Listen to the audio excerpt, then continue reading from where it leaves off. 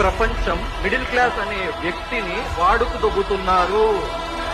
పోయిన సినిమా ఒక్కసారి చూస్తే మీరు చేస్తున్న అన్ని పనులు వదిలేసి, నేను చెప్తున్న ఇంటర్వెల్ సీన్ దగ్గర రాజమౌళి వచ్చి చెప్పి నువ్వు డైరెక్టర్ అవ్వలేవు అని చెప్పేసి అంటే నువ్వు నమ్ము.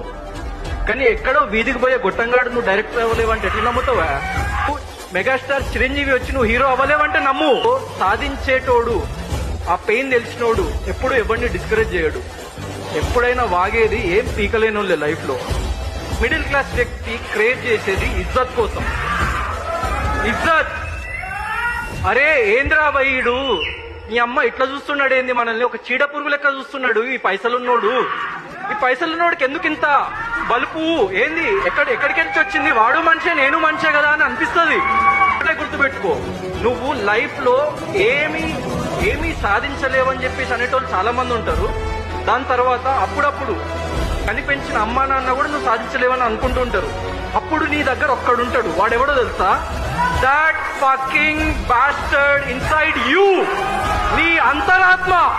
సో వాడు చెప్పిన మాట మాత్రమే విను.